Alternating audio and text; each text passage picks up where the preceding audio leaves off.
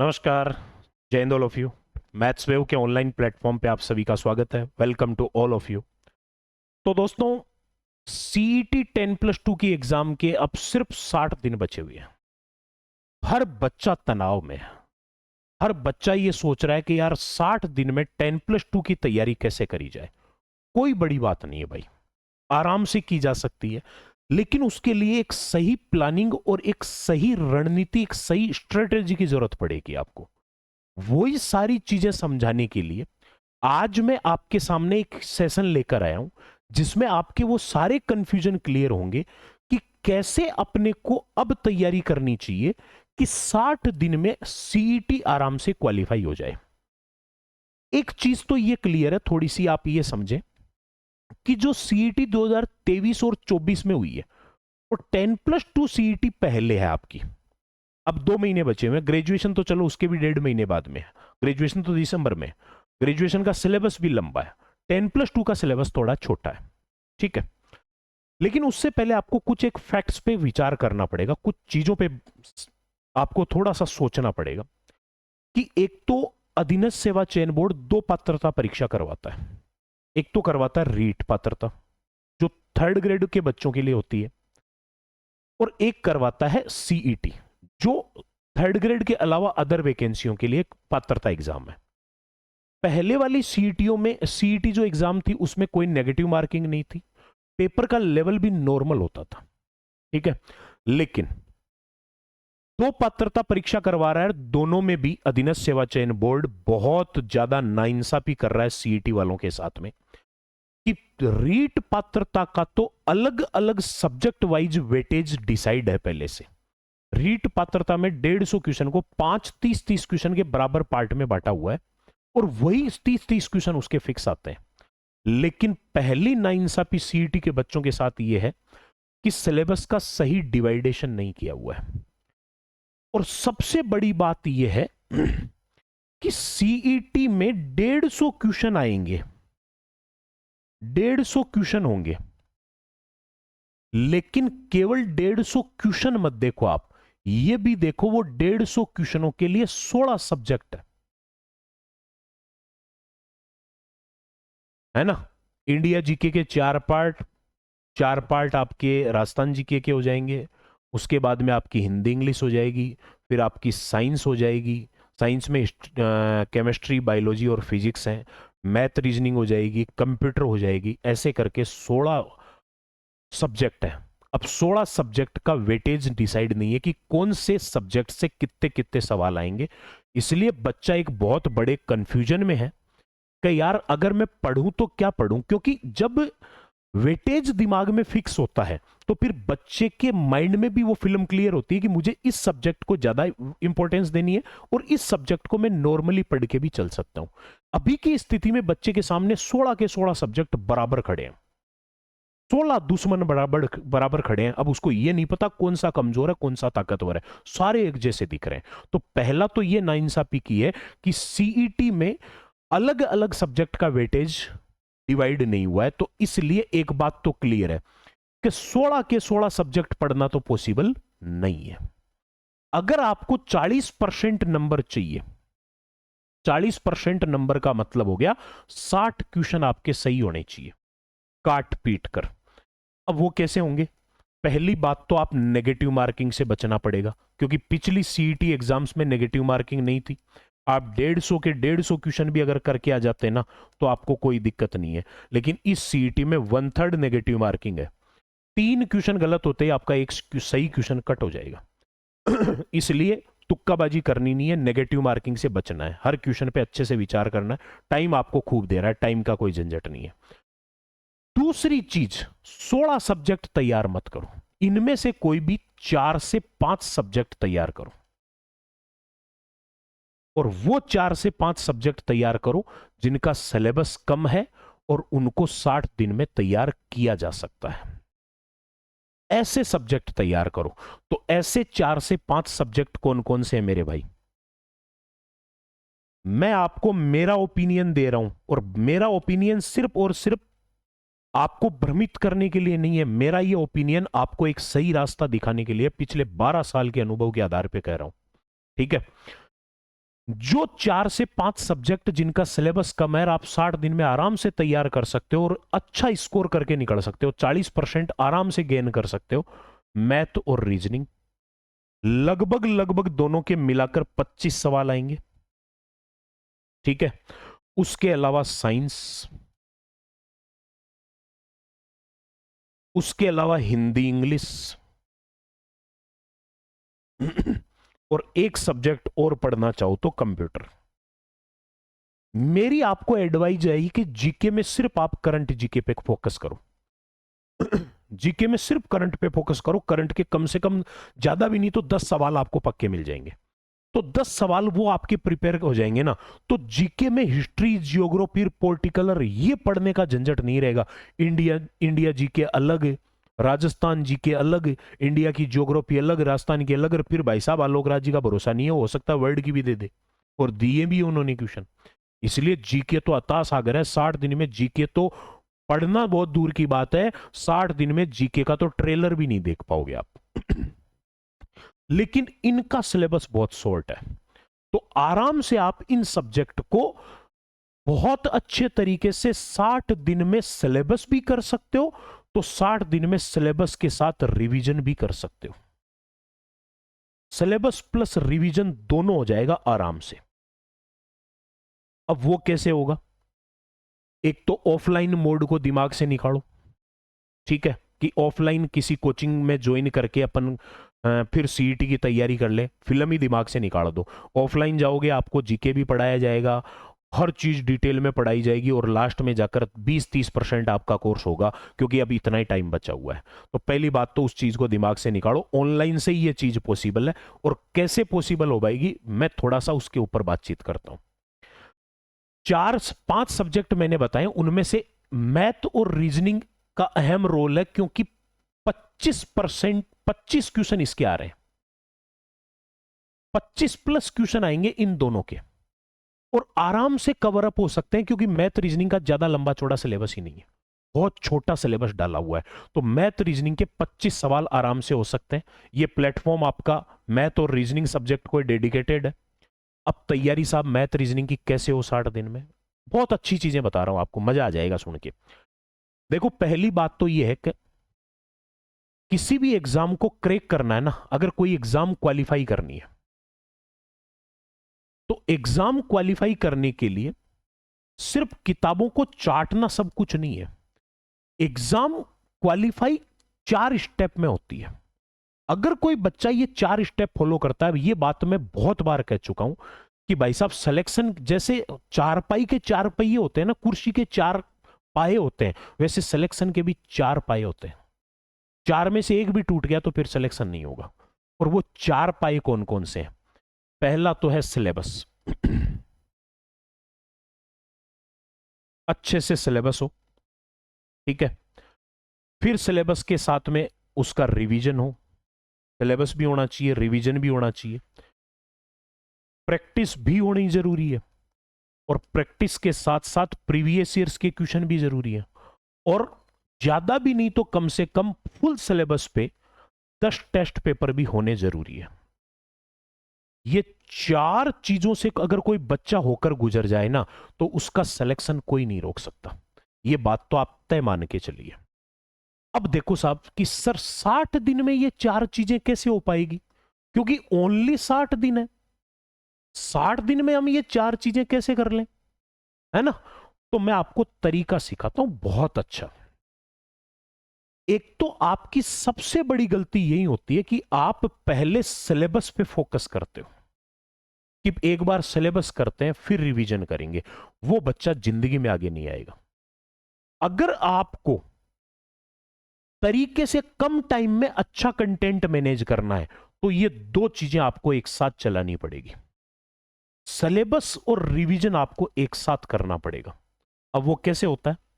मान लो आपने कोई भी किसी भी XYZ किसी भी टीचर का कोर्स परचेज कर रखा है, और आप उस टीचर से परसेंटेज पढ़ रहे हो,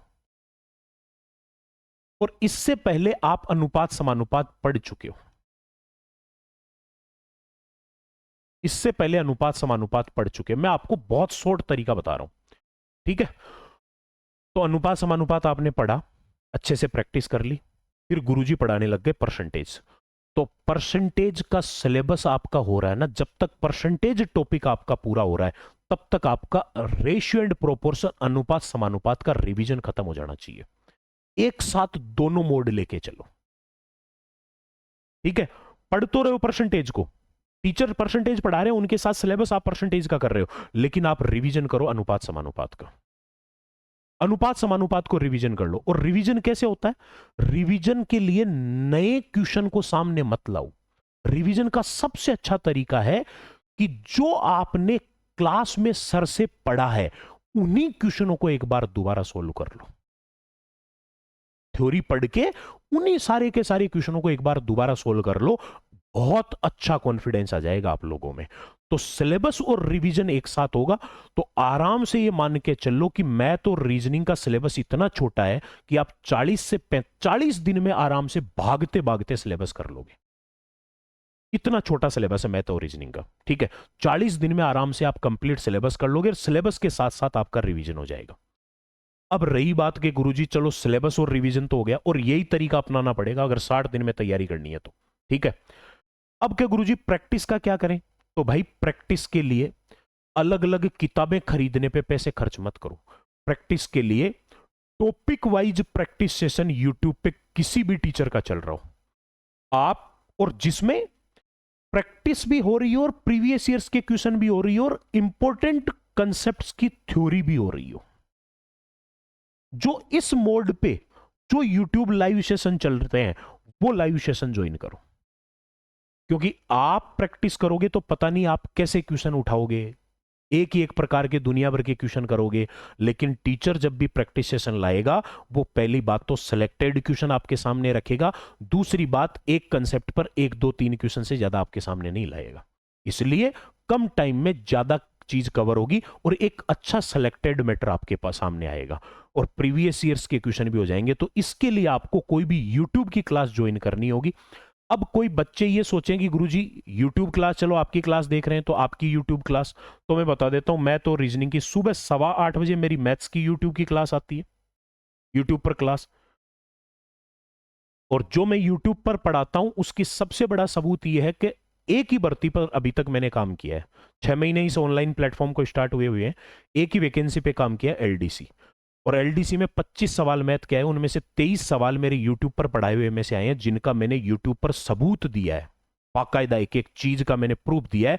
इतने नंबर क्लास के इतने नंबर स्लाइड से ये सवाल आए हैं, 23 सवालों का प्रूफ दिया है मैंने। एलडीसी जैसी भर्ती जिसमें मैथ्स बहुत स्टैंडर्ड थी।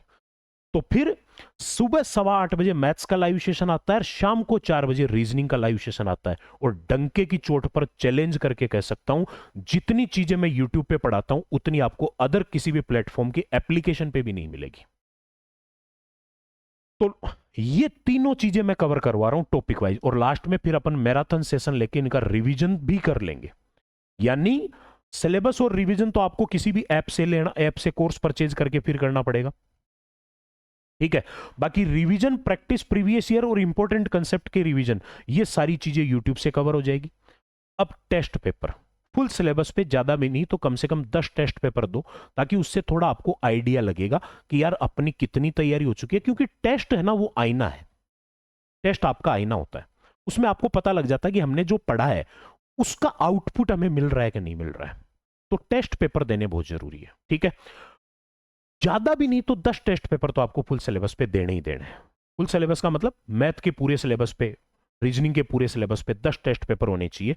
और ये टेस्ट पेपर आपको ये प्लेटफॉर्म जो मैथ्स वेव है ये बिल्कुल फ्री प्रोवाइड करवाएगा, कोई चार्ज नहीं होगा इसका।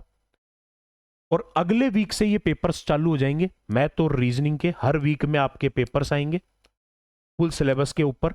और इनका सॉल्यूशन भी, अगर आपके क्वेश्चनों में कंफ्यूजन होता है उनका सॉल्यूशन यूट्यूब के ऊपर करवाया जाएगा, वीडियो सेशन में सॉल्यूशन अपलोड किया जाएगा।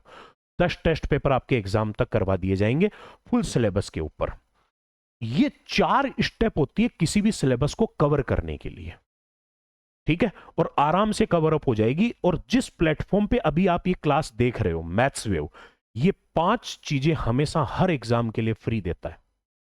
अच्छा कंटेंट देना मेरा टारगेट है, ना कि पैसा कमाना भी टारगेट है, ठीक है। ये 2 चीजें आपको यूट्यूब के ऊपर मिलेगी और ये 3 चीजें एप्लीकेशन पे मिलेगी, और ये पांचों बिल्कुल फ्री है। डेली प्रैक्टिस सेशन आपको यूट्यूब पे फ्री मिलेंगे। सीईटी के लिए स्पेशली सुबह 8:15 बजे मैथ्स का प्रैक्टिस सेशन आता है, शाम को 4 बजे रीजनिंग का प्रैक्टिस सेशन आता है। इंपॉर्टेंट कंसेप्ट्स के वीडियो भी डेली यूट्यूब पे अपलोड किए जाते हैं। जो अच्छा कंसेप्ट होगा, जिस पर बार बार एग्जाम में क्वेश्चन आता है, या फिर ऐसा कंसेप्ट जिस पर बहुत सारे क्वेश्चन हो सकते हैं, ऐसे कंसेप्ट यूट्यूब पर अपलोड होते हैं। आप उन कंसेप्ट को देखो, आपका थ्योरी और कंसेप्ट बहुत अच्छे तरीके से क्लियर होंगे। ये 3 चीजें आपको फ्री मिलेगी। एक तो मैंने अभी अभी जिक्र किया, फुल सिलेबस पर 10 टेस्ट पेपर आपको फ्री मिलेंगे, जिनका सॉल्यूशन यूट्यूब के ऊपर अपलोड होगा। यह नहीं है कि केवल टेस्ट पेपर दे दिया, टेस्ट भी होगा और सिलेबस भी, उसका सॉल्यूशन भी होगा, ताकि सॉल्यूशन से आपको पता लगेगा कि हमने क्वेश्चन को किया तो कैसे किया, होना कैसे चाहिए था। ठीक है। एक आपको नोट्स फ्री मिलेंगे, ये बहुत इंपॉर्टेंट चीज है। ऑनलाइन एजुकेशन में बच्चा क्या होता है, नोट्स बनाने में उसका बहुत टाइम खराब होता है। आपको मैं नोट्स टॉपिक वाइज पूरे फ्री दे रहा हूं एप्लीकेशन पे। प्ले स्टोर से एप्लीकेशन डाउनलोड करो, फ्री कंटेंट में जाओगे तो आपको नोट्स फ्री मिलेंगे टॉपिक वाइज, जो मैंने ऐप पे पढ़ा रखे हैं हैंड रिटन। उसके लिए कोर्स परचेज करने की जरूरत नहीं है, वो सब बच्चों के लिए फ्री है। पीडीएफ डाउनलोड कर सकते हो, प्रिंट निकलवा सकते हो, ठीक है, कोई दिक्कत नहीं है। टॉपिक वाइज आपके पास पीडीएफ वहां डाली हुई मिलेगी। एक ये बैच मैंने फ्री दे रखा है, ये बैच हेल्प करेगा आपकी, एक तो कैलकुलेशन की ट्रिक्स में, बड़ी बड़ी कैलकुलेशन को कम टाइम में करने में, और एक किसी भी क्वेश्चन का, ये 13 क्लास का ही बैच है पूरा का पूरा, जो बिल्कुल फ्री है। अप्रोचेबल बैच के नाम से इस बैच को नाम दिया गया है, जिसमें दूसरी एक तो कैलकुलेशन की ट्रिक सिखाई गई है, और दूसरी एक बिना पेन उठाए क्वेश्चन के ऑप्शन देखकर आंसर जज कैसे करते हैं, ये चीज सिखाई गई है। ये 5 चीजें आपको मैथ्स वेव हमेशा फ्री देने के लिए बाउंड है। अब मैं आपको थोड़ा सा सिलेबस की जानकारी दे देता हूं कि सीईटी का सिलेबस जो बोर्ड ने जारी कर रखा है वो क्या है। 10+2 पे अपन बात कर रहे हैं एक बार के लिए। कुछ मैंने तो इसका सिलेबस इस तरीके से तैयार करवाया है कि कॉमन टॉपिक अलग रख दिए और अलग डिफरेंट टॉपिक अलग रख दिए, कि सीईटी 10+2 की तैयारी करते करते ग्रेजुएशन की तैयारी भी 70% हो जाती है। वो कॉमन टॉपिक कौन से हैं, तो एक तो मैथ्स की, अपन अभी 10+2 पे बात करें तो 10+2 की मैथ्स में, अर्थमेटिक में एलसीएम एचसीएफ आएगा, एवरेज आता है, लाभा नहीं आता है, लाभा नहीं है तो डिस्काउंट पक्का आएगा, छूट वाला, परसेंटेज आएगा, साधारण ब्याज है, चक्रवृद्धि ब्याज है, अनुपात समानुपात है, समय चाल दूरी है, और समय काम मजदूरी है। ठीक है।